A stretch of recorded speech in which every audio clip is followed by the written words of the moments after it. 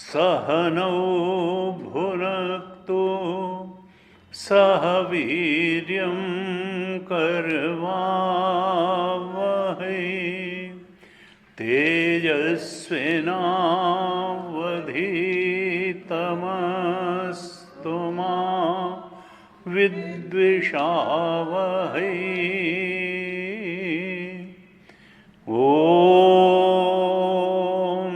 शांति शांति शांति।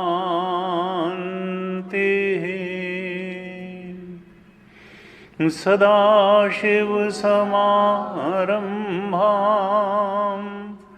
शङ्कराचार्यमध्यमाम् अस्मदाचार्यपर्यन्तां वन्दे गुरुपरम्पराम्।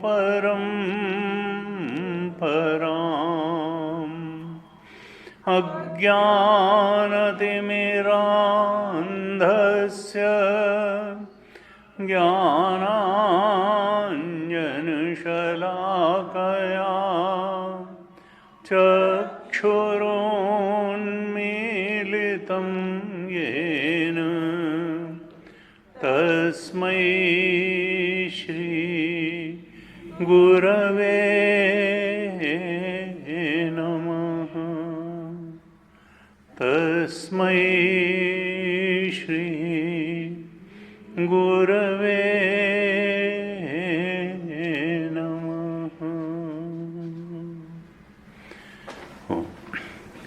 ध्यान श्लोकों का पाठ करते हैं।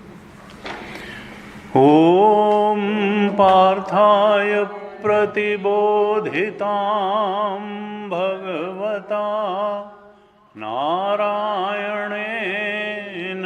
स्वयं व्यासेन ग्रथितां पुराणमुनिना मध्ये महाभारतम् अद्वैतामृतवर्षिणीं भगवतीम् अष्टादशाध्यायिनीम् अम्ब त्वामनुसन्दधामि भगवद्गीते भवद्वेषिणीम्। नमोऽस्तु ते व्यासविशालबुद्धे पुल्लारविन्दायतपत्रनेत्र येन त्वया भारततैलपूर्णा प्रज्वालितो ज्ञानमयः प्रदीपः प्रपन्नपारिजाताय स्तोत्रवेत्रैकपाणये ज्ञानमुद्राय कृष्णाय गीतामृतदुहे नमः। सर्वोपनिषदो गावो दोग्धा गोपालनन्दन पार्थो वत्सः सुधीर्भोक्ता दुग्धं गीतामृतं महत् वसुदेवसुतं देवं कंसचाणूरमर्दनं देवकी परमानन्दं कृष्णं वन्दे जगद्गुरुं कृष्णं वन्दे जगद्गुरुं।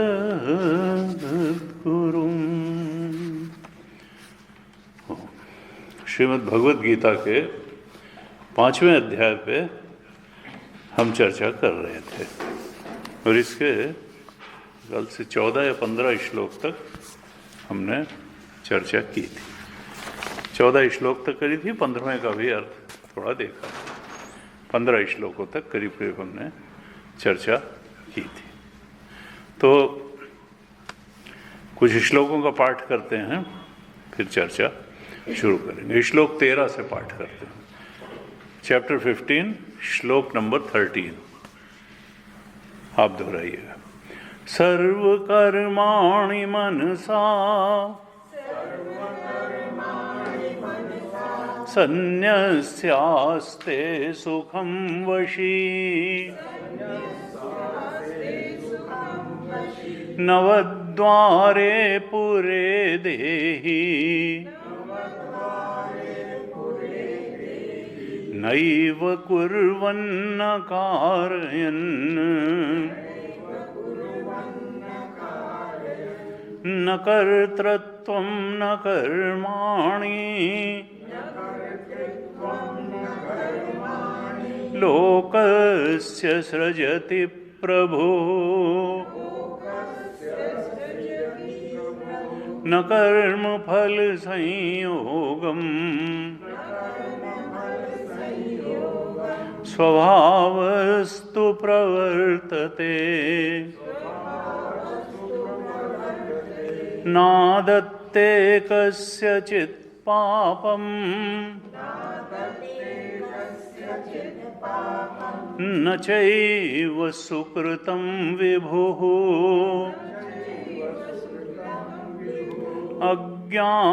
अज्ञानेनावृतं ज्ञानम् तेन मुह्यन्ति जन्तवः ज्ञानेन तु तदज्ञानम् येषां नाशितमात्मनः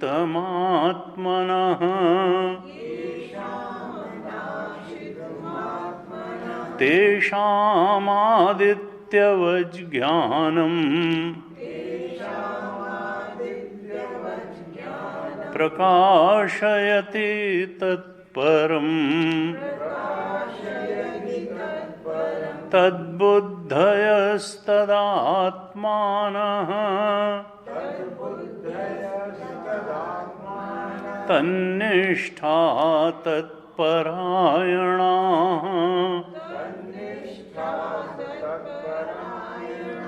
गच्छन्त्य पुनरावृत्तिम्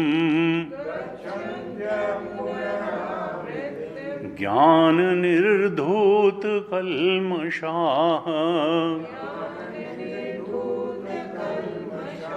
विद्याविनयसम्पन्ने ब्राह्मणे गविहस्तिनि शुनि चैव श्वपाके च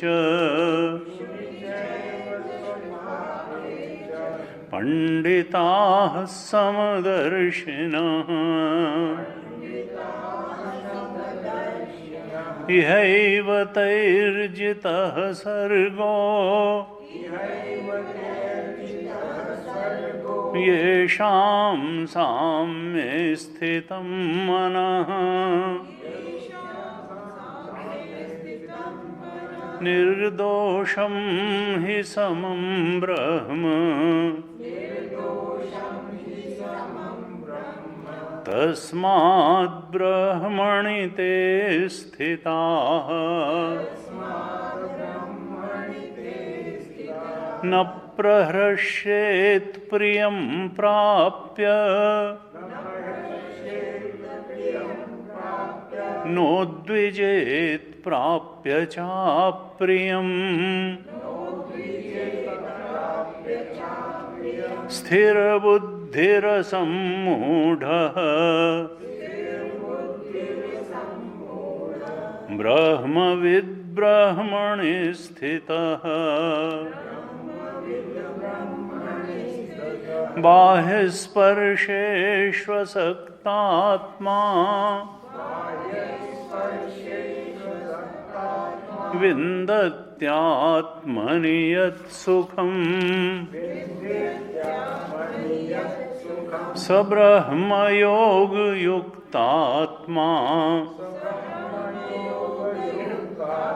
सुखमक्षयमश्नुते ये हि संस्पर्शजा भोगाः दुःखयोनय एव ते आद्यन्तवन्तः कौन्तेय न तेषु रमते बुधः शक्नोति हैव यः सोढुम्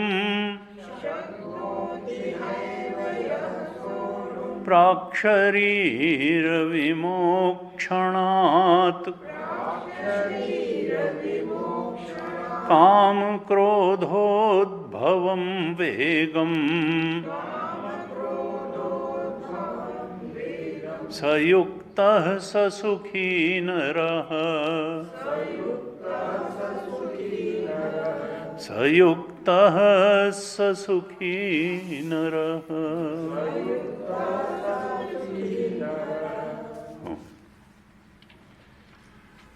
पांचवें अध्याय में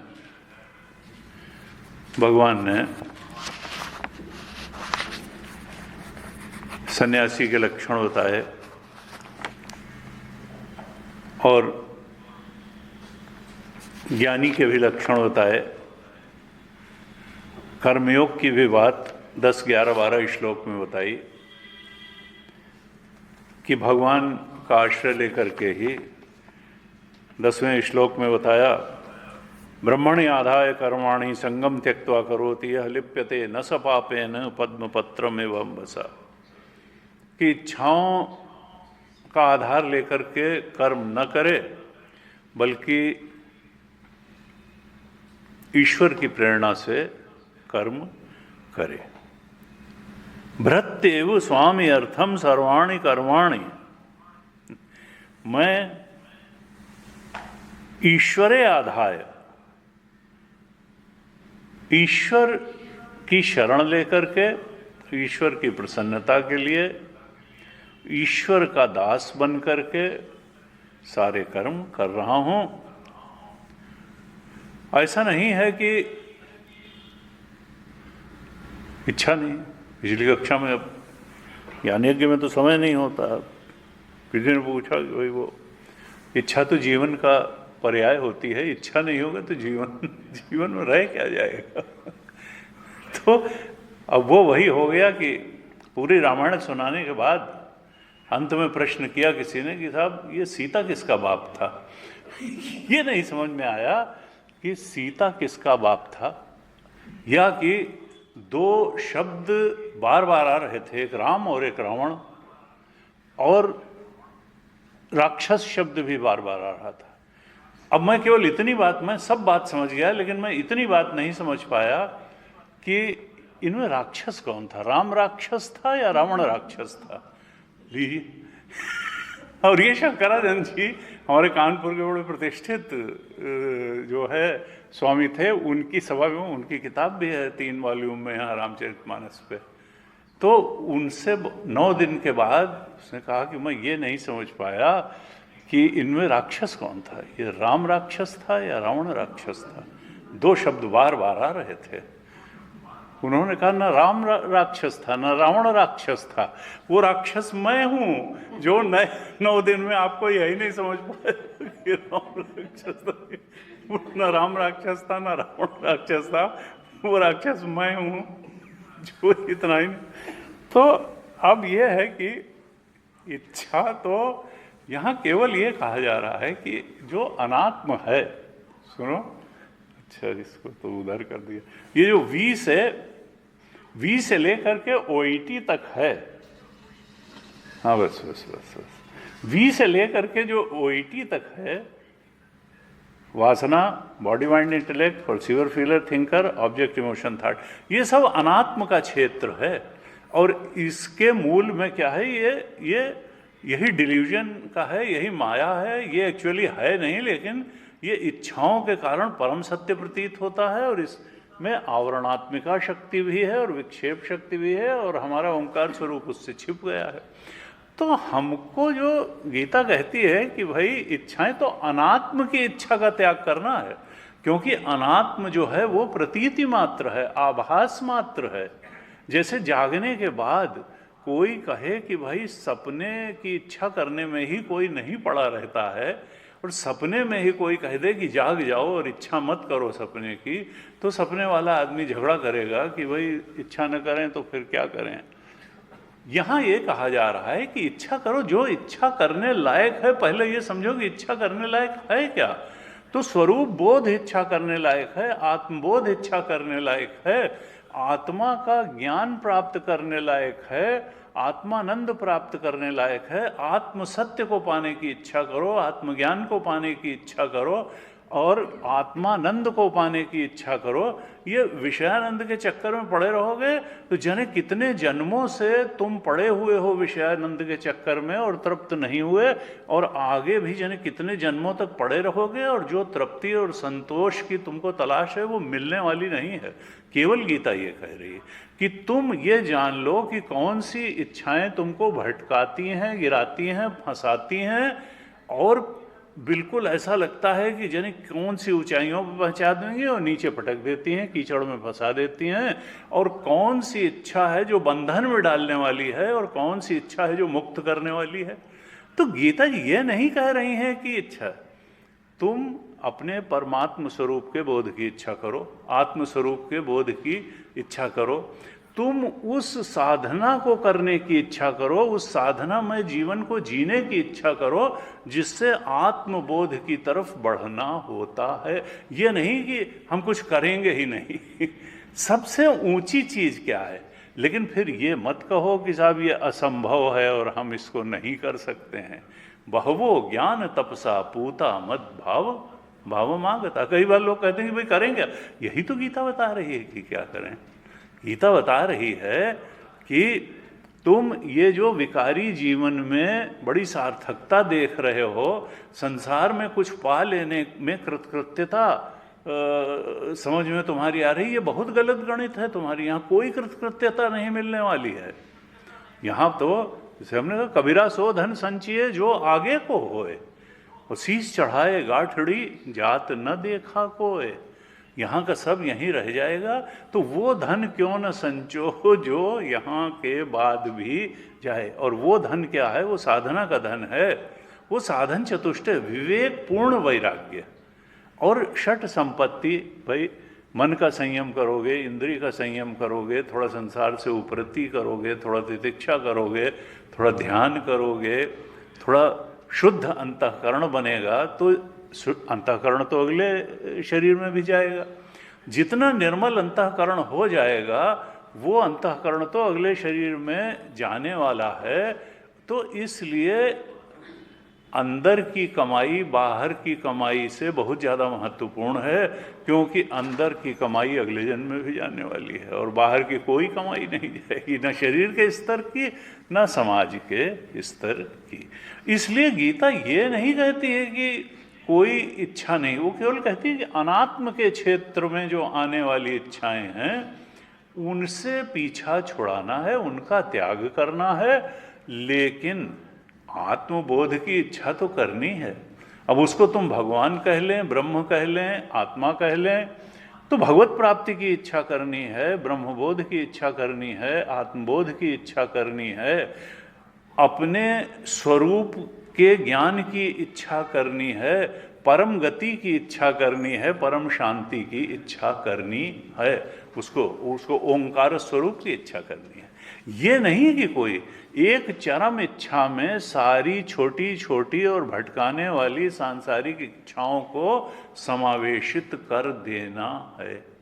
और अगर हम अनेक, वो कहते हैं ना मल्टीटास्किंग है हम, यहाँ मल्टीटास्किंग नहीं चलता है। यहाँ पर क्या है कि वर्ण कैवल्य अथा तो ब्रह्म जिज्ञासा, यहाँ एक साधे सब सद है और सब साधे सब जाए। ये मल्टीटास्किंग संसार में चलता होगा। अध्यात्म में क्या है कि हम जो है, हमारा तो एक से प्रेम है और एक का वर्ण है, यहाँ व्यभिचार नहीं चलता है। हमारा वर्ण आत्मा का है, आत्मबोध का है।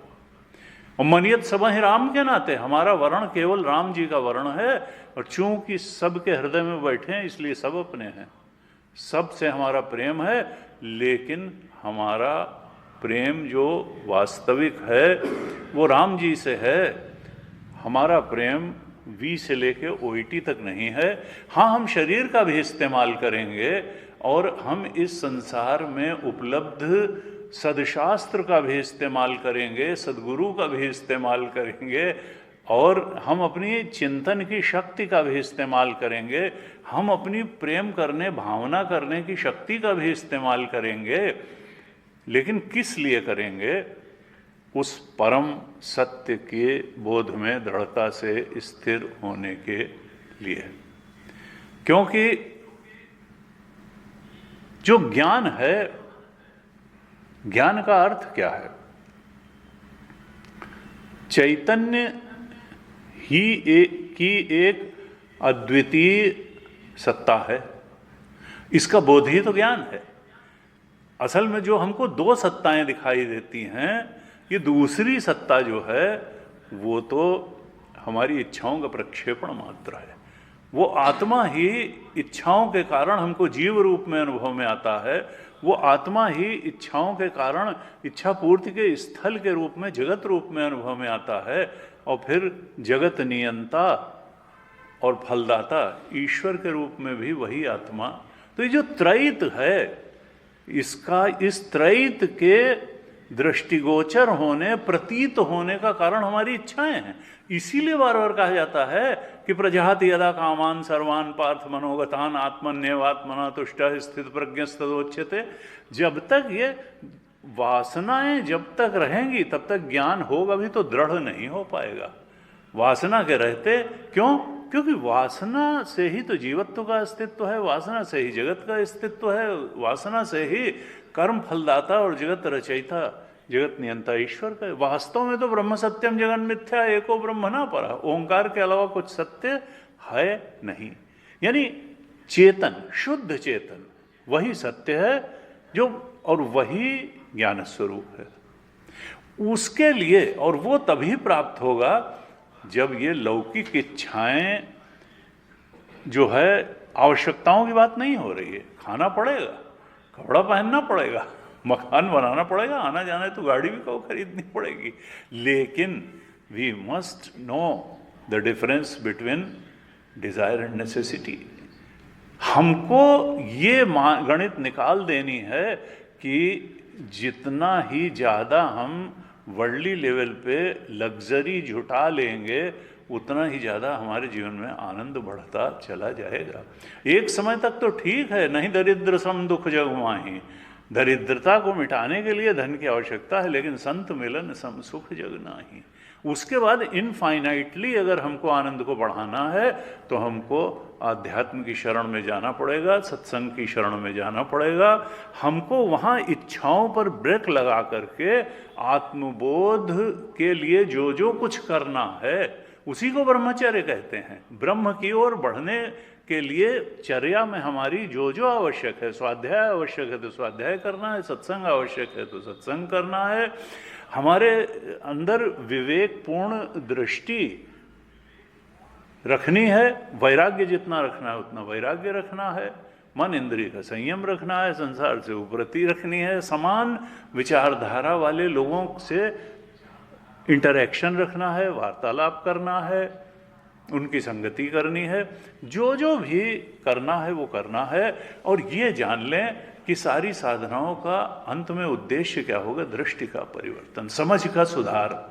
क्योंकि हम अगर माला ले करके 20 साल तक उसी को फेरे चले जाएंगे और फिर कहेंगे कि कोई हमें अनुभव तो हुआ नहीं, तो दृष्टि बदलनी चाहिए, समझ बदलनी चाहिए। अखंडानंद महाराज, सारी साधनाओं का उद्देश्य हमारी समझ बदल, और समझ का मतलब क्या है? ये बात बिल्कुल स्पष्ट रूप से खुली आंख से दिखाई देनी शुरू होनी चाहिए कि संसार आकर्षक लगता है, संसार आकर्षक है नहीं। आत्मा समझ में नहीं आती है, लेकिन आत्मा सबसे आकर्षक है। आत्मा आनंद स्वरूप है। आत्मा की गहराई, आत्मा की तृप्ति, आत्मा की शांति का मुकाबला संसार का कोई प्राणी पदार्थ परिस्थिति कर ही नहीं सकता है। जिसमें अंदर की गहराई मिलती चली जाए, मिलती चली जाए, मिलती चली जाए, और ऐसा लगे कि हाँ तृप्त हो गए, पा लिया जिसको पाना था, मिल गई वो शांति जिसकी तलाश थी, तो तब जा करके फिर ये समझो कि अब बात बन गई, अब मनुष्य जीवन कृतार्थता की ओर बढ़ गया, अब भागदौड़ ही खत्म हो गई। और तुलसीदास जी ये लिख सके पूरी रामायण के, पायो परम विश्राम, राम समान प्रभु नाही कहूँ परम विश्राम। क्योंकि सारी भागदौड़ का जो उद्देश्य है वो विश्राम ही करना है। क्यों चल रहे हो, क्यों चल रहे हो, क्यों चल रहे हो? विश्राम पाने के लिए। वो विश्राम मिलता नहीं, जीवन समाप्त हो जाता है, विश्राम के वो क्षण आ नहीं पाते हैं, लगता है और चलना है, और चलना है, और चलना है।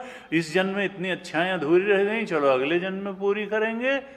और जन कितने जन्मों से ये सोच रहे हैं कि अगले जन्म में पूरी करेंगे, वो जन्म कभी आया ही नहीं जब वो सारी पूरी हो जाए, और ना आएगा।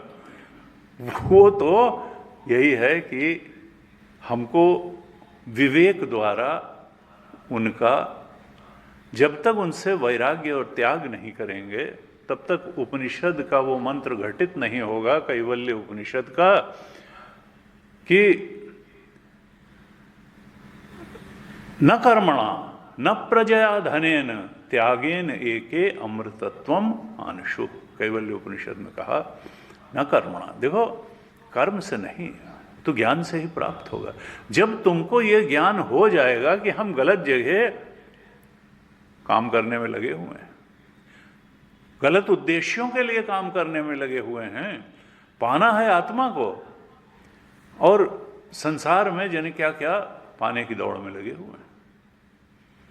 न कर्मणा, कर्म से नहीं मिलता, मिलता किससे है? वस्तु सिद्धि विचारेण, वस्तु आत्म वस्तु की सिद्धि विचार से होती है। न किंचित कर्म कोट भी, करोड़ों कर्मों के करने से भी आत्मा नहीं मिलती है, संसार मिल जाएगा। क्यों? क्योंकि उसके मिलने और न मिलने में जो बीच में बाधा है वो अज्ञान की ही है, और अज्ञान का नाश ज्ञान से ही हो सकता है। अज्ञान का नाश न तो कर्म से होगा, और उपासना भी सूक्ष्म कर्म ही है। वो भगवान किसी उपासना का फायदा है, कर्म का भी फायदा है कि निष्काम कर्म का फायदा है। निष्काम कर्म करेंगे तो अंतःकरण शुद्ध हो जाएगा, उपासना करेंगे तो निश्चिंतता आ जाएगी, भगवान की प्रसन्नता कृपा भी प्राप्त होगी, और हो सकता है भगवान को ही सद्गुरु भेज दें। लेकिन होगा तो अज्ञान से ही ज्ञान का नाश, या तो भगवान स्वयं किसी रूप में आकर के ज्ञान देंगे, और या कोई सद्गुरु भेज देंगे। तो हमको ये ध्यान रखना है कि जीवन को नीरस करने की बात नहीं कह रही है गीता, बल्कि गीता तो युद्ध भूमि में बोला गया भगवान का उपदेश है। उपनिषद की तरह से अरण्य में बैठ करके गुरु शिष्य वार्तालाप नहीं है। और अर्जुन जो है उसको कहा कि देखो पलायनवादी मत बनो, माम अनुस्मर युद्ध च तस्मात् सर्वेषु कालेषु माम अनुस्मर युद्ध च। भगवान का 8वें अध्याय का 6वां श्लोक है। उनका अर्जुन तुम क्या करो, हर समय मेरा ध्यान रखो और जो तुम्हारे लिए कर्तव्य कर्म है उसको करो, मेरा स्मरण। क्योंकि चिंतन सबसे गहरी चीज है। हम जिस चीज का चिंतन करते हैं अधिकतर समय करते हैं सुख बुद्धि के साथ करते हैं, महत्व बुद्धि के साथ करते हैं, हम वैसे ही बनते चले जाते हैं। तो आत्मबोध हमको प्राप्त करना है, इस लक्ष्य का लगातार हम चिंतन करें महत्व बुद्धि के साथ, जीवन के चरम और परम और एकमात्र वर्णीय लक्ष्य के रूप में करें। अगर हम 100% इसका वर्ण कर लें तो फिर बोध में देर नहीं होगी। कठोपनिषद में कहा बहुत स्पष्ट रूप, नायम आत्मा प्रवचनेन लभ्य न मेधया न बहुना श्रुतेन यमे वैश वृणुते तेन लभ्य तस्यैष आत्मा विवृणुते तनुन साम। ना आत्मा, ये आत्मा बहुत प्रवचन देने में कुशल होने से नहीं होता कि भाई धारा प्रवाह बोलते चले जाते हैं। नायम आत्मा न मेधया, बहुत सारे श्लोक रटने से, कोटेशंस रटने, न बहुना श्रुतेन। कहा कि भाई अगर आप प्रोफेशनल स्पीकर हैं तो हम भी प्रोफेशनल लिसनर हैं। अनुभवानंद जी कहते हैं बम्बई में एक प्रेमपुरी आश्रम है, 5 मंजिला है, उसमें 5 मंजिल पे साइमल्टेनियसली अलग अलग सत्संग चलते रहते हैं, अलग अलग सेक्ट्स के हैं। और ऐसा भी हो जाता है कि वो पता चला उतरे स्वामी जी कार से और उन्होंने कहा आइए आइए स्वामी जी, माला डाला और ले जाके बैठा दिया और फिर उन्होंने बोलना शुरू ही करा, तब तक पता चला वहाँ जो असली बोलने वाले थे वो आ गए। उन्होंने कहा आप तो 3री मंजिल पे बोलने के लिए आए थे। तो एक अजीब सा गचपच जो है हो जाता है। भवानंद जी कहते भाई आजकल इंटरनेशनल फ्लाइट्स में भी एक फ्लाइट में 3-3, 4-4 साधु तो होते ही हैं। तो उनका मैं लंदन हीथ्रो पे पहुंचा तो बस तुरंत लोग आए कुछ है और उन्होंने कहा आइए स्वामी जी महाराज आइए, और माला डाला और उन्होंने कहा आइए आइए आइए, बस गाड़ी में बैठाने जा रहे थे तब तक जो है वो असली वाले स्वामी जी चेक आउट करके आ गए। तो अब क्या कहें, माला तो 1 ही 2 लाए थे, वो पहना चुके थे, निकालो माला निकालो, अब उनको पहनाएंगे। उन्होंने कहा तो फिर तब तक इनके भी लेने वाले, अरे स्वामी जी इधर हम, तो ऐसे ऐसे जो है। तो उन्होंने कहा कि भाई प्रोफेशनल लिसनर नहीं बनना है। नायम आत्मा प्रवचनेन लभ्य न मेधया न बहुना श्रुतेन, कि प्रोफेशनल वक्ता आप हैं तो आपको आत्मबोध हो जाएगा, ये कोई प्रोफेशनल लिसनर आप हैं तो भी आपको आत्मबोध हो जाएगा, ये नहीं तो फिर किसको होगा? क्योंकि श्रवण मनन निधिध्यासन यही तो बताया गया, आत्मा वारे द्रष्टव्य। आत्मा के बोध को प्राप्त करने के लिए श्रवण करो, फिर उस ज्ञान पर मनन करो, फिर उस ज्ञान पर मेडिटेट करो। वृहदारण्यक में यही बताया याज्ञवल्क्य महाराज ने। तो कहा कि नहीं, किसको होगा? यमे वैश वृणुते तेन, जो हृदय से उस आत्मदेव का वर्ण करेगा कि हमारा वर्ण अब और दुनिया में कुछ नहीं है, हम काम चलाओ तरीके से दुनिया की चीज़ों को ले रहे हैं कि खाना है तो शरीर को ठीक रखने के लिए, जिससे आत्मचिंतन हो सके, जितना खाना है उतना खा लिया, जितना पहनना है उतना पहन लिया, जिस समय सो के जागना है सो के जान लिया, शरीर को जितना स्वस्थ और साफ सुथरा रखना है रख लिया, जितना मकान जो भी है। लेकिन हमारा उद्देश्य क्या है? वर्ण हमारा केवल और केवल आत्मबोध प्राप्त। यमे वैश वृणुते, जो हृदय से उसका वर्ण करता है, और वर्ण ही नहीं, वर्ण कैवल्य। गुरु जी कहते थे देखो तुम जरा देख लो तुम्हारी लाइफ में क्या है, तो पता चलेगा पहले नंबर पर तुम्हारे जीवन में हो सकता है धन का अर्जन हो, अपना व्यवसाय हो, नौकरी हो, प्रोफेशनल लाइफ हो। दूसरे नंबर पर परिवार हो सकता है कि लड़के बच्चे ठीक रहें, परिवार ठीक रहे। तीसरे नंबर पर तुम्हारा हो सकता है कि सामाजिक प्रतिष्ठा जो है ठीक बनी रहे। चौथे नंबर पे और जो संपत्तियों का रख रखाव, तुम्हारा जो आत्मबोध या आध्यात्मिक उत्कर्ष, तुम्हारी चेतना का उत्कर्ष सर्वोच्च स्थिति तक हो जाए, ये प्रायोरिटी कहीं छठे नंबर और पांचवें नंबर पर आती है लाइफ में आदमी के। उनका इसको पहले नंबर पर होना चाहिए।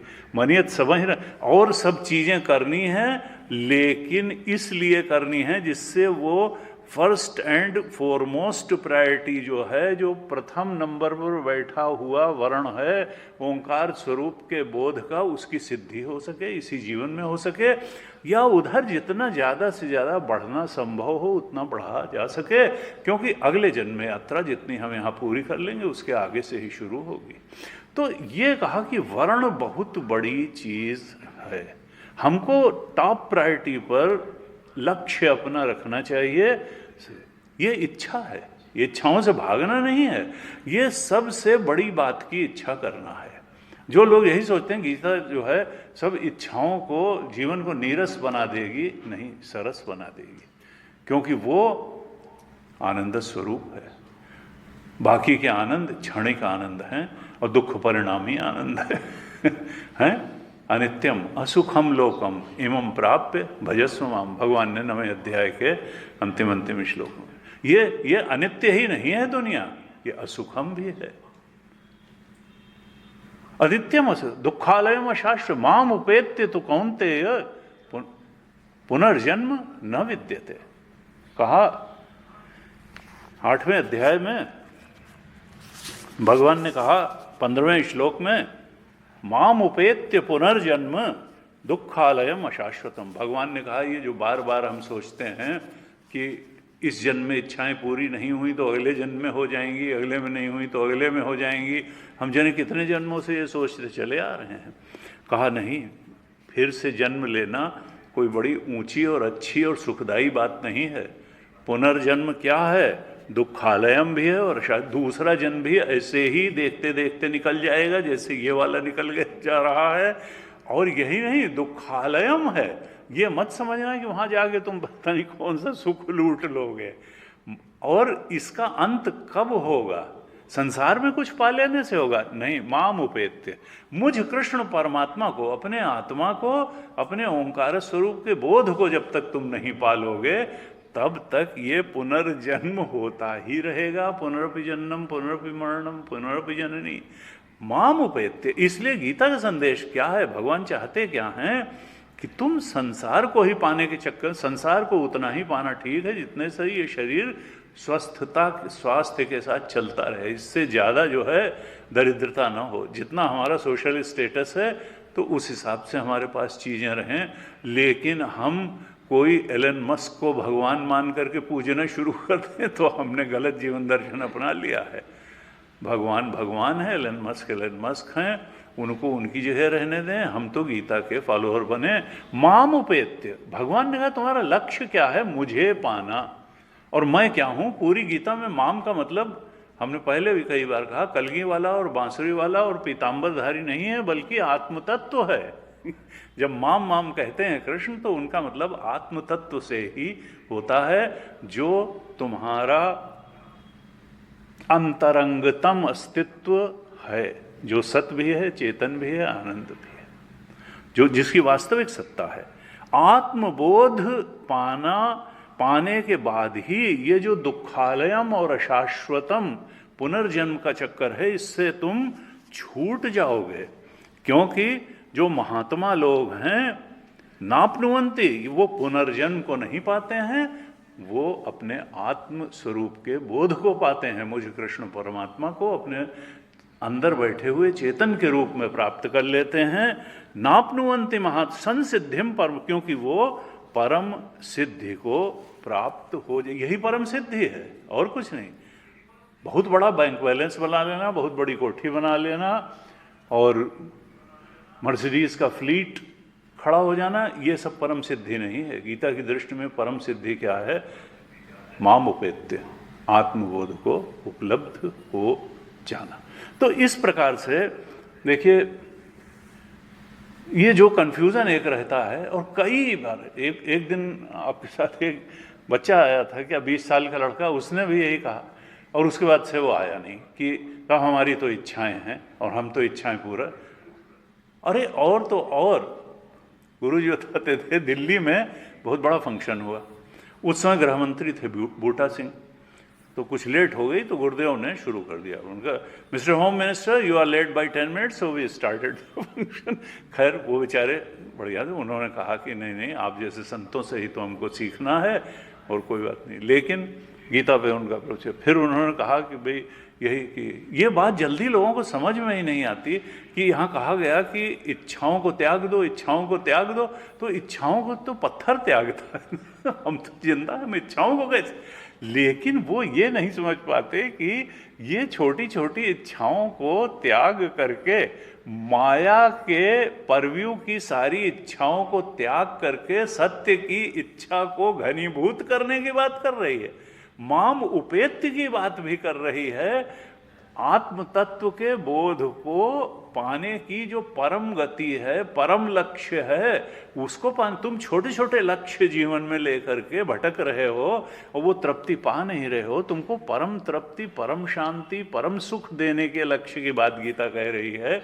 वो छोटी छोटी इच्छाओं को, माया के परव्यू में आने वाली इच्छाओं को, इल्यूजनरी वर्ल्ड जो है, डिल्यूजन का जो वर्ल्ड है, इसको त्याग की बात कह रही है।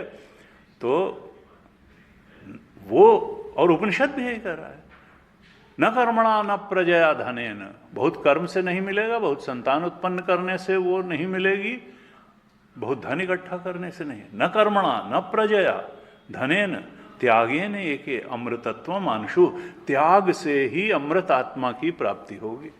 किसकी? अनात्म के त्याग से। आत्मा को तो फिर त्यागा जा ही नहीं सकता है, जिसको नहीं त्याग सकते हैं वही तो आत्मा है। अनात्म को जहाँ जहाँ तक त्यागा जा सकता है वहाँ वहाँ तक आत्मा नहीं है। इसीलिए कहा यद दृश्यम तद जड़म तद मिथ्या, वेदांत का सिद्धांत है। जो जो दृश्य कोटि में आता है वो जड़ है, और जड़ का कोई वास्तविक अस्तित्व नहीं है। हमारी ही इच्छाओं ने चेतन को ही जड़ बना के दिखाया हुआ है।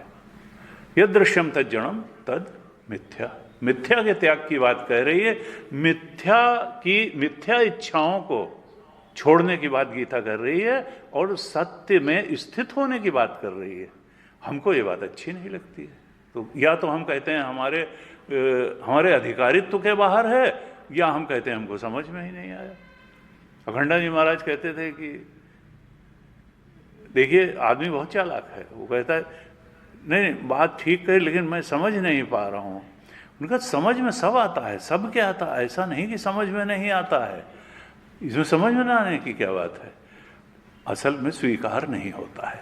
तो शालीनता के कारण आदमी कहता है कि मैं समझ नहीं पाया, असल में वो समझ तो गया लेकिन वो स्वीकार नहीं कर पाता है। तो लगता है इस तरह से एक जीने की आदत पड़ी हुई है, लेकिन फिर हमको समझना भी पड़ेगा और स्वीकार भी करना पड़ेगा, क्योंकि इसमें हमारा कल्याण है। कृष्ण ने स्वयं थोड़ा उनको आत्मबोध पर, अर्जुन को ठीक समझ देने के लिए गीता बोली, अपने के लिए थोड़ा। वो तो ब्रह्मस्वरूप में स्थित थे ही, उनको उससे क्या फर्क पड़ रहा था। लेकिन उनको लगा योग्य है, अधिकारी है, इतना भक्त है, सारी कैपेबिलिटी इसके अंदर है, फिर भी ये समझ ठीक न होने के कारण ये कंफ्यूज्ड है। और कंफ्यूजन, अज्ञान कभी सुख का कारण नहीं होता है। अज्ञान जन्य इच्छाएं कभी सुख का कारण नहीं होंगी। अज्ञान जन्य इच्छाओं की पूर्ति भी हो जाएगी। अगर अर्जुन युद्ध छोड़ के चला जाता और माला लेके जपने लगता जैसा कह रहा था, तो क्या सुखी थोड़ा हो जाता? सुखी तो तभी होगा जब अपना स्वधर्म का पालन करेगा, ईश्वर की शरण में रहते हुए करेगा, और ये कहेगा यहाँ नष्टो मोह स्मृतिर्लब्धा त्वत्प्रसादान में अच्युत, मेरा मोह अज्ञान नष्ट हो गया, मैं वास्तविक घर आत्मा की स्मृति को उपलब्ध हो गया, और अब मैं इच्छानुसारी कर्म नहीं करूँगा।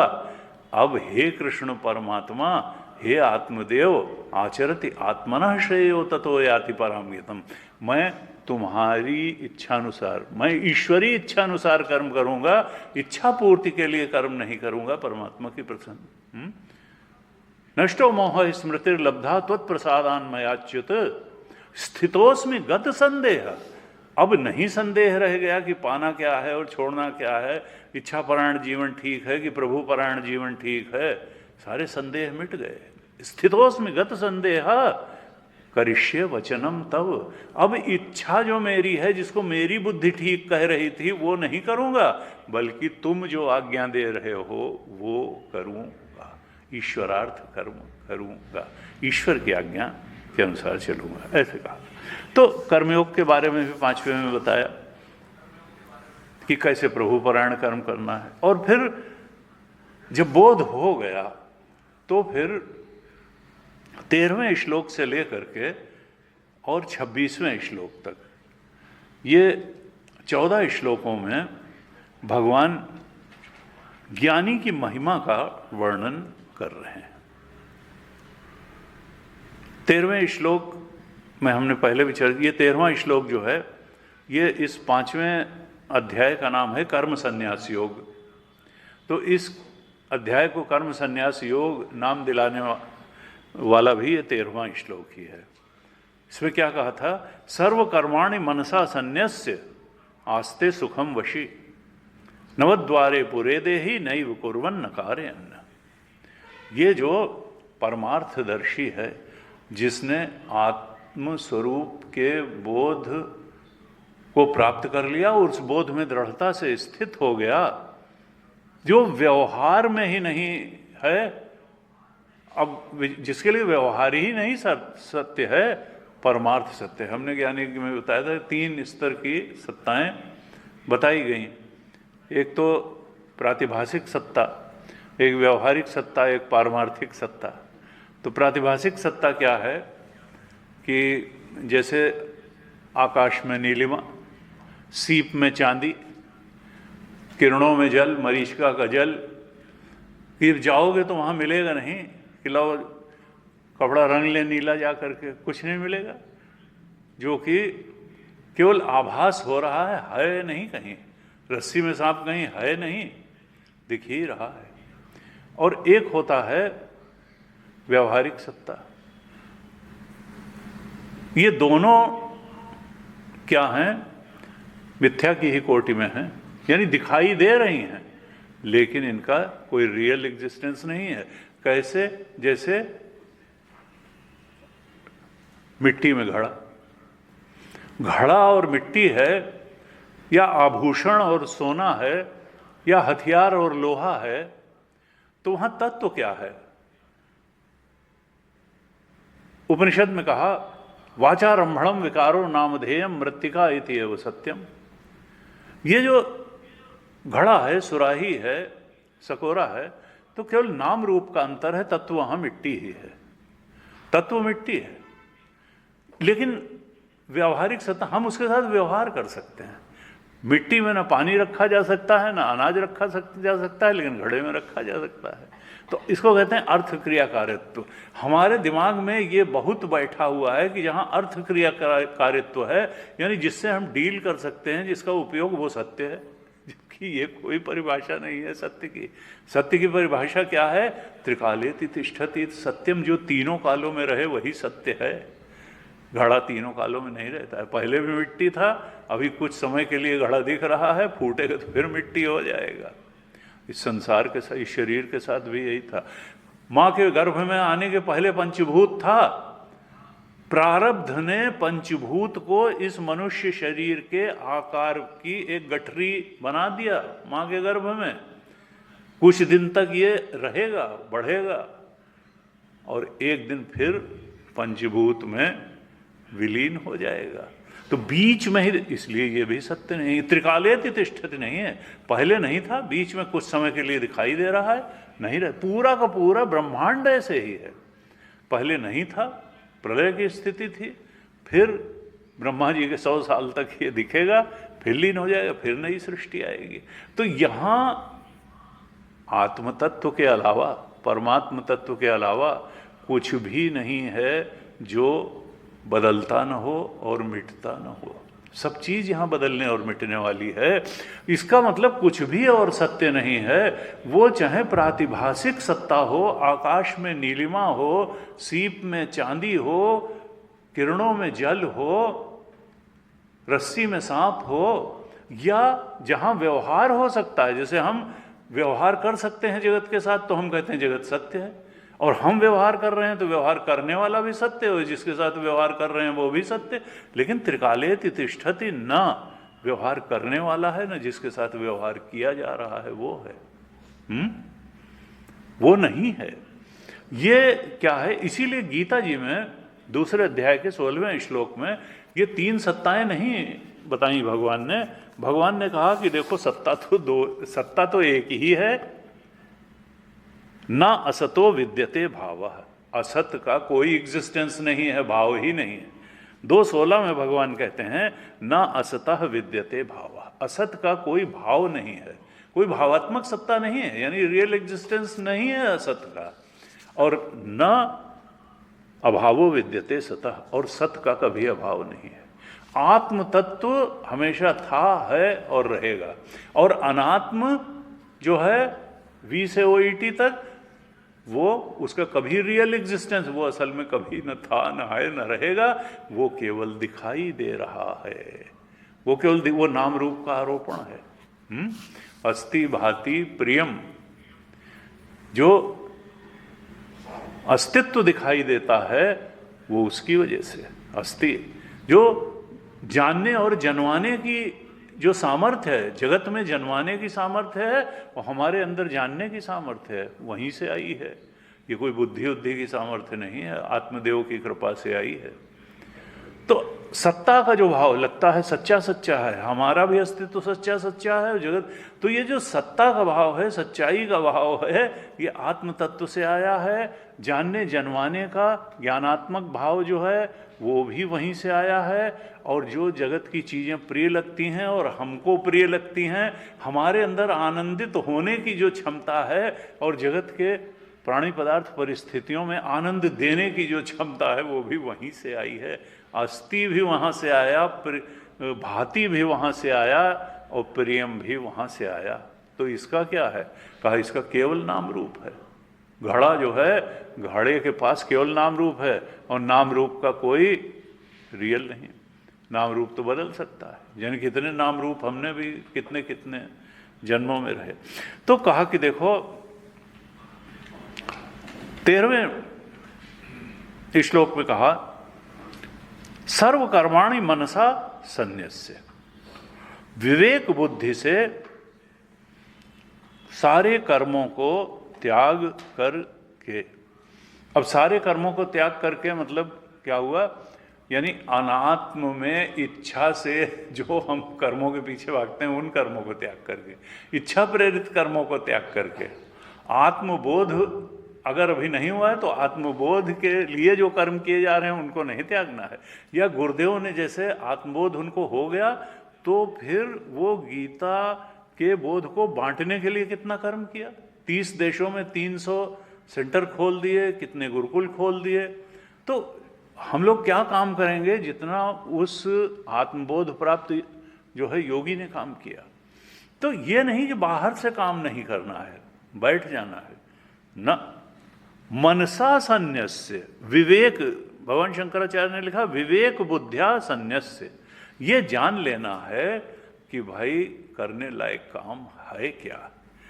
उन्मार्ग प्रवृत्ति, दूसरों के लिए भी क्या काम करना है, जिसने पा लिया वो इसलिए काम करता है कि दूसरे भी पा लें। जैसे कंपैशन ऑफ बुद्धा, बुद्ध को लगा कि बिना बात लोग परेशान पड़े हैं, तब उन्होंने कहा कि भाई desire is mother of pain. ये क्यों वहां फंसे पड़े हो?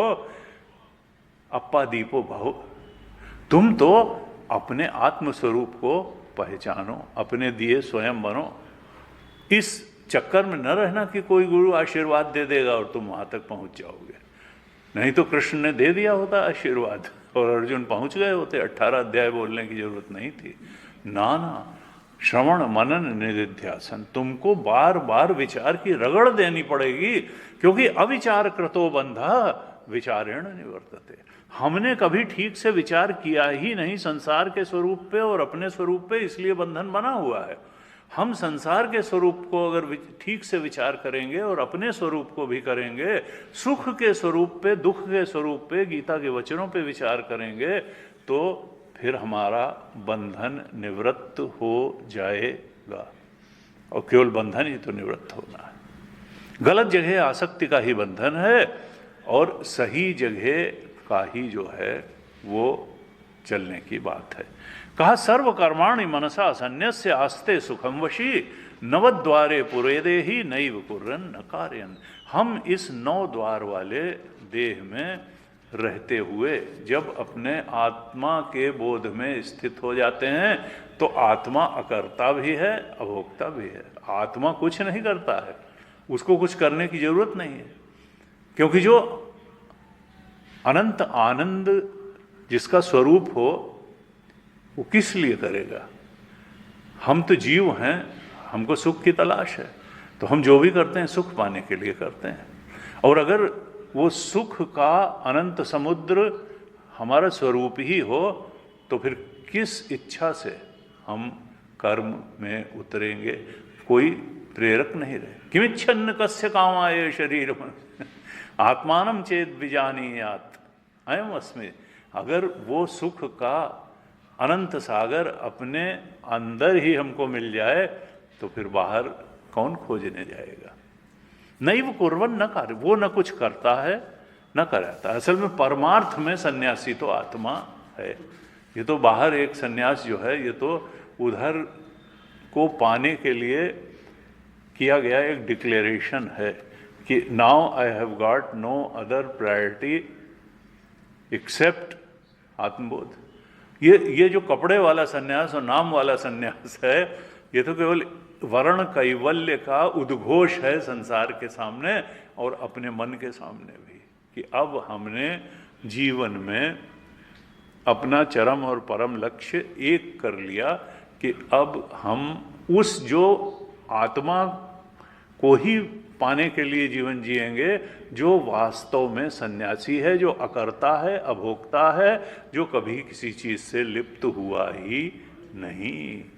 वो तो असंगो हम असंगो हम असंगो हम सदाशिवम। देखिए भगवान शंकर की इसीलिए एक बड़ी यूनिक हमारे यहाँ शिव जी का जो एक प्रतीक है बड़ा यूनिक है। देखिए क्रिएशन तो है ही, हम पैदा हो चुके हैं ये तो हम जानते हैं, तो क्रिएशन ब्रह्मा जी का है और सृष्टि को चलाना विष्णु जी का काम है। लेकिन भाई मिटने से हर आदमी डरता है जबकि ब्रह्मा का भी रिलेवेंस है, विष्णु का भी रिलेवेंस है और शिव का भी रिलेवेंस है। शिव का है कि प्रलय के देवता हैं।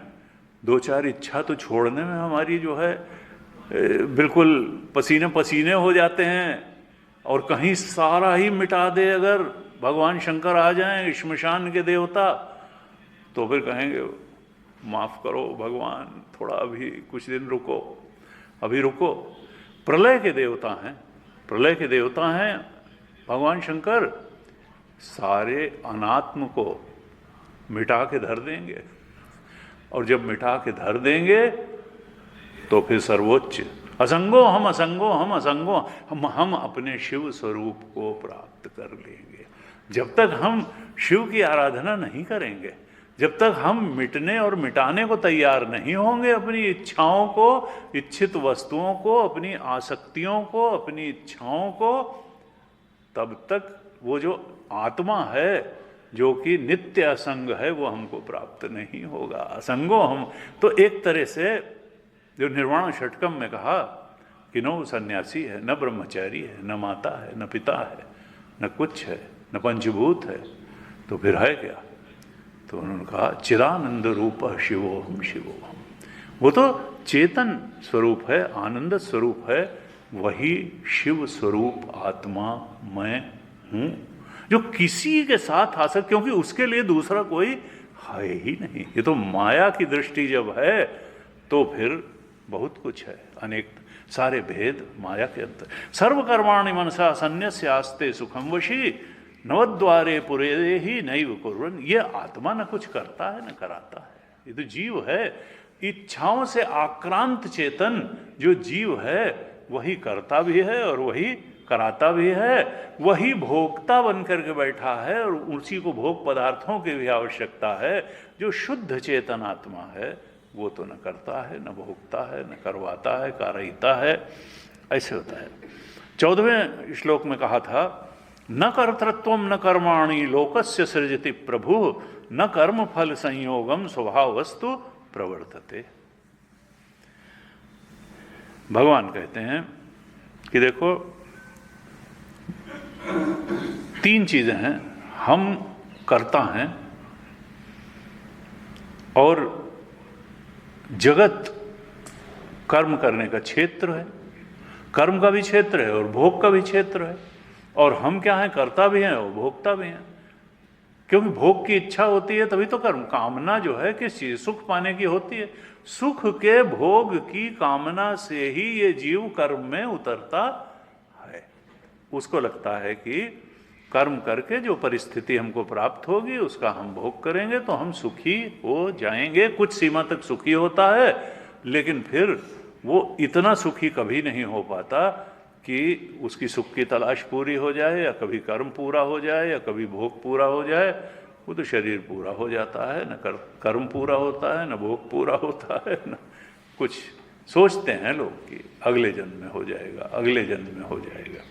न कर्तृत्वम न कर्माणि। उन्होंने कहा मैंने तुम्हारे अंदर कर्तापन की सृष्टि नहीं की है, देखो न मैंने जगत की ही सृष्टि की है जहां तुम कर्मों का भोग कर सको और कर्म कर सको। न कर्म फल संयोगम, न मैं कर्म फल का संयोग मिलाता हूं। स्वभावस्तु प्रवर्तते, ये सब एक स्वभाव है इस सृष्टि का, उसके अनुसार ये सृष्टि चल रही है। काहु न को सुख दुख कर दाता निज कृत कर्म भोग सब भ्राता। मैंने एक सिद्धांत बना दिया है कि तुम अगर गलत करोगे तो दुख पाओगे, प्रतिकूल परिस्थिति, और तुम अगर अच्छा काम करोगे तो फिर सुखद परिस्थिति होगी और सुख पाओगे। अपने ही कर्म, गुरुदेव अभी शायद कल ही परसों इन्होंने डाला कि गुरुदेव ने कहते थे you are not punished for your karmas, you are punished by your karmas. You are punished by your karma. तुमने गलत काम किया नहीं कि वो कर्म ही तुमको दंड देगा, ये मत समझना। कोर्ट कचहरी पुलिस से बच सकते हो, अपने कर्म को भोगने से तुम बच नहीं सकते हो। काहु न को सुख दुख कर दाता निज कृत कर्म भोग सब भ्राता। न कर्तृत्वम न कर्माणि लोकस। मैंने किसी चीज की रचना नहीं की। मुख्य रूप से 3 चीज कही न, कर्तापन की, वो कर्तापन का मतलब भोक्तापन भी। न मैंने इस जगत की जो तमाम कर्म का क्षेत्र है, भोग का क्षेत्र है, उसकी रचना मैंने की। और न मैं कर्म के अनुसार फल को देने वाला ही कोई, मैं वहाँ अकाउंटेंट बन करके नहीं बैठा हूँ एक एक व्यक्ति के लिए। ये स्वभावस्तु, ये माया के अनादि अविद्या के कारण तुम जो है जीव बने हुए हो, अज्ञान के कारण। और अविद्या से कामना, कामना से कर्म, कर्म से परिस्थिति, परिस्थिति का भोग, भोग से फिर वासना या अविद्या, अविद्या से फिर जो है कर्म, कर्म से फिर परिस्थिति, परिस्थिति का फिर भोग, भोग से फिर वासना। ये एक कर्म चक्र में तुम खुद को डाले हुए हो। और अज्ञान, ये जब तक वासनाओं का तुम त्याग नहीं करोगे ज्ञान से, तब तक यही चक्र चलता रहेगा, चलता चला आ रहा है, चलता रहेगा। क्योंकि ये स्वभाव ही इसका ऐसा है कि ये बरत रहा है, मैं कुछ नहीं कर रहा हूं इसमें। ये 14वें श्लोक में कहा। 15वें श्लोक में कहा ना दत्ते कस्यचित् पापम न चैव सुकृतम विभु अज्ञानेन आवृतम ज्ञानम तेन मुह्यन्ति जन्तवः। अर्जुन, मैं किसी का पाप नहीं लेता हूं। मैं क्यों लूं किसी का पाप? तो महाराज पुण्य ले लेते होगे। सब लोग कहते हैं कि भाई भगवान को ये चढ़ाओ, भगवान को ये उन्होंने कहा ना, मैं पुण्य भी नहीं लेता हूँ, मुझे क्या जरूरत है पुण्य लेने की। भगवान शंकराचार्य ने भाष्य लिखा, न ग्रहणाति भक्तस्य अपि सुकृतम, भक्त के भी सुकृत मैं नहीं लेता हूँ, पाप भी नहीं लेता हूँ, पुण्य भी नहीं लेता हूँ, मैं कुछ नहीं ग्रहण करता हूँ। तो फिर ये सब हो क्यों रहा है? अज्ञानेन आवृतम ज्ञानम। ये जो ज्ञान शक्ति है, आत्मा की जो कर्म शक्ति है, ज्ञान शक्ति है, ये ज्ञान स्वरूप आत्मा अज्ञान से ढका हुआ है। तुम्हारा ज्ञान स्वरूप आत्मा अज्ञान से ढका हुआ है। अज्ञानेन आवृतम ज्ञानम तेन मुह्यन्ति जंतवः। और इस कारण, ज्ञान स्वरूप आत्मा का बोध न होने के कारण सारे ही जीव, जीव क्या, यहाँ तो मनुष्य ही होगा क्योंकि भोग योनि है, बाकी सारे मनुष्य अज्ञानी बने हुए हैं और मोहित हो करके कभी पाप कर रहे हैं और कभी पुण्य कर रहे हैं। मैं किसी को न पाप करने की प्रेरणा दे रहा हूँ, न पुण्य करने की प्रेरणा दे रहा हूँ। ये तो अज्ञानेन आवृतम ज्ञानम तेन मोह्यन्ति जंतवः। वो अपने को आत्मा के की ज्ञान स्वरूपता चूंकि इच्छाओं वासना रूपी अज्ञान से ढक गई, इसलिए वो अपने को जीव मानने लगा, इच्छाक्रांत चेतन मानने लगा। जो एक अखंड सर्वव्यापक चेतन था, ब्रह्म चेतन था, सच्चिदानंद था, वो थोड़े थोड़े सुख का भिखारी चेतन बन गया। इच्छा पूर्ति के द्वारा थोड़े थोड़े सुख की भीख मांगने लगा।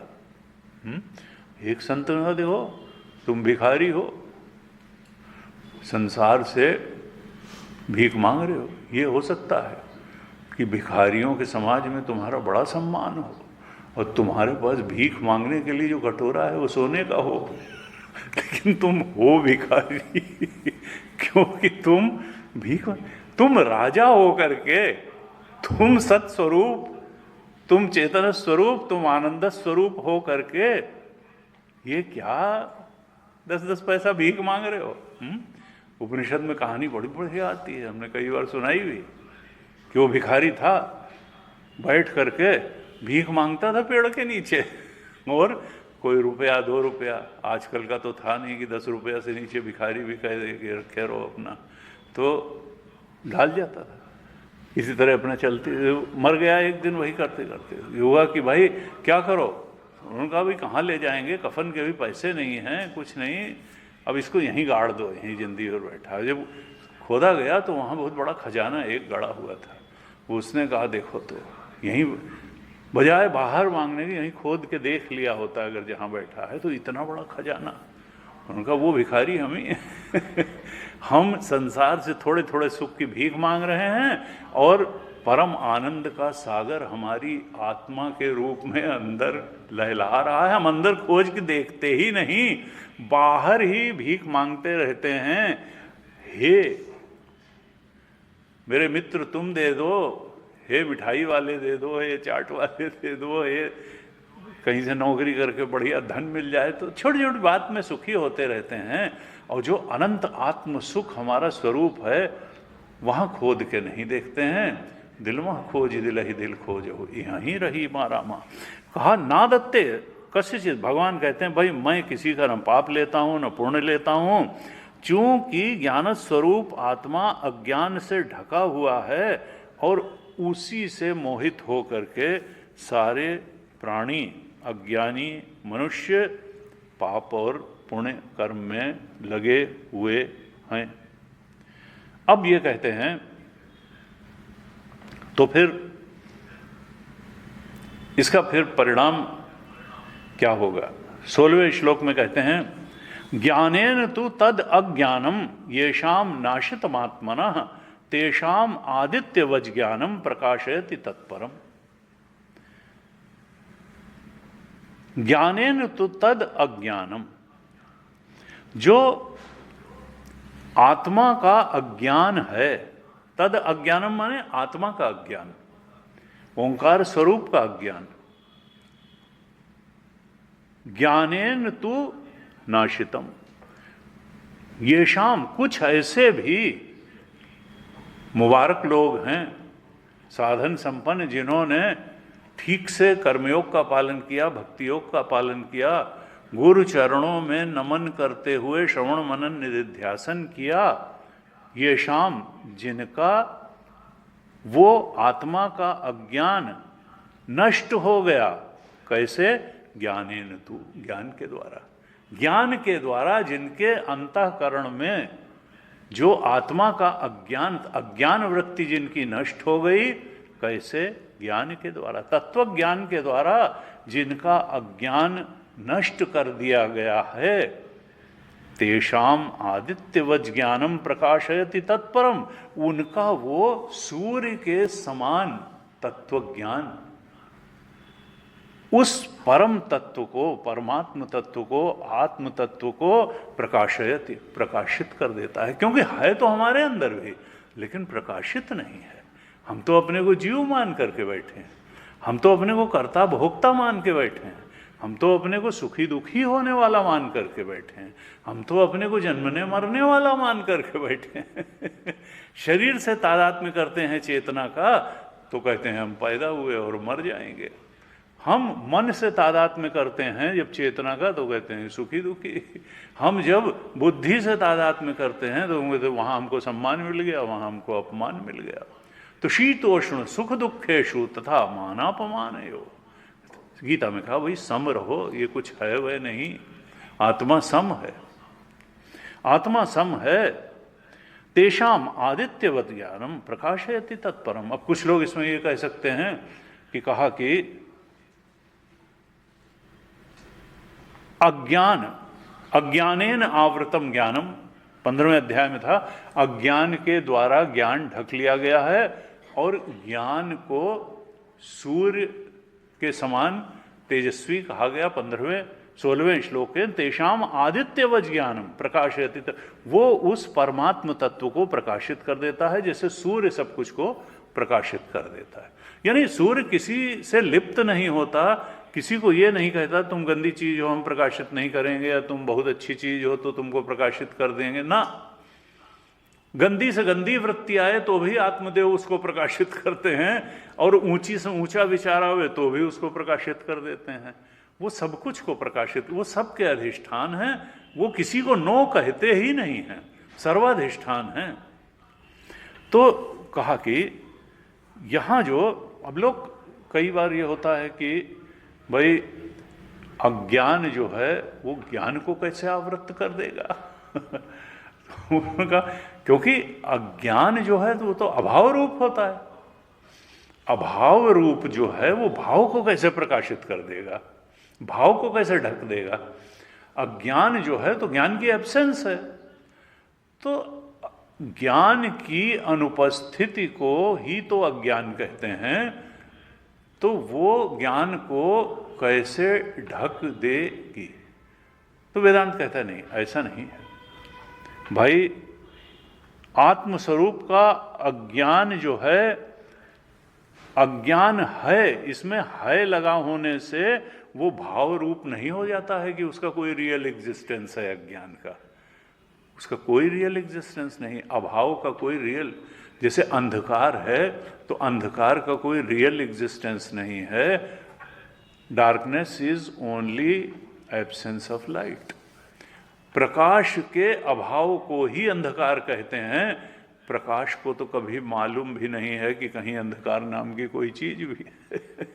तो इसी तरीके से आत्मा को, कृष्ण को नहीं मालूम है। जब वो अपने निरुपाधिक स्वरूप से बोलते हैं तो वो कहते हैं मुझे तो मालूम भी नहीं है कि कहीं कोई अज्ञान है, कहीं कोई कर्ता है, कहीं कोई भोक्ता है, कहीं कोई जगत है, कहीं कोई माया है, कहीं कोई आसक्त है, कहीं कोई दुखी चेतन है, कहीं कोई जन्मने मरने वाला चेतन है।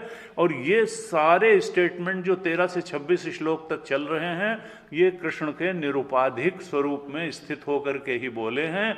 नहीं तो जब वो अपने सोपाधिक स्वरूप में स्थित होकर के बोलते हैं तब तो वो कहते हैं कि अनन्यास चिंतयन्तो माम ये जनाः पर्युपासते तेषाम नित्याभियुक्तानाम योगक्षेमम वहाम्यहम्। जब वो सोपाधिक कृष्ण के रूप में उपाधिधारी होकर के बोलते हैं, तब तो वो कहते हैं मैं अपने भक्तों के योग और क्षेम का वाहन करता हूँ। तब वो कृपालु भी हैं, तब वो दयालु भी हैं, तब वो भक्तों के पक्ष में भी खड़े हुए हैं। तो गीता में दोनों तरह के स्टेटमेंट हैं। हम भी अगर अपने आत्मस्वरूप के बोध में बैठ करके देखेंगे तो कहीं कहीं कोई जगत नहीं, कहीं कोई जीव नहीं, कहीं कोई सुख दुख नहीं है। लेकिन जब सोपाधिक उपाधिधारी होकर के देखेंगे तो फिर जीवत्व भी सत्य है, जगत भी सत्य है, और ईश्वर भी सत्य है, ईश्वर की कृपा भी सत्य है, और ईश्वर की कृपा आकर्षित करने के लिए जो उपासना आदि है वो भी सत्य है, सब कुछ सत्य है। लेकिन ये स्टैंड पॉइंट का अंतर है। यहाँ भगवान कहते हैं तो अज्ञान से ज्ञान आवृत, जैसे अंधकार आवरक होता है लेकिन नष्ट नहीं कर पाता है। यहाँ अभी बिल्कुल पिच डार्क हो जाए तो चीज़ें जो है समझ में बिल्कुल ढक जाएंगी लेकिन नष्ट नहीं होंगी। ऐसे ही आत्मा का अज्ञान आत्मा को नष्ट नहीं करता है, केवल ढक लेता है। उसका भान खत्म हो जाता है लेकिन वो नष्ट नहीं। अंधकार जो है वो चीज़ों को नष्ट नहीं कर सकता है, उसमें आवरकत्व है, वो छिपा देता है लेकिन नष्ट नहीं कर सकता है। कहा इस तरह से तेषाम आदित्यवच ज्ञानम प्रकाशयति तत्परम। वो फिर जब ज्ञान का सूर्य प्रकट होता है, आत्मज्ञान उत्पन्न होता है तत्व ज्ञान द्वारा, तो वो उस परमात्म तत्व आत्म तत्व को प्रकाशित कर देता है, और तब फिर हमको सब चीज़ साफ साफ समझ में आने लगती है। क्या स्थिति जीव की है, जगत की है, ईश्वर की है, आत्मा की है, परमात्मा की है, स्वरूप है। और यही मुक्ति है, और यही परम गति है, और यही परम और चरम प्राप्तव्य है। भगवान कृपा करें हम सब लोग उधर शीघ्रता से बढ़ें। आज यहीं तक रखें। ओम पूर्णमदः पूर्णमिदं पूर्णात् पूर्णमुदच्यते पूर्णस्य पूर्णमादाय पूर्णमेवावशिष्यते। ओम शांति शांति शांति। हरिः ओम श्री गुरुभ्यो नमः। हरिः ओम।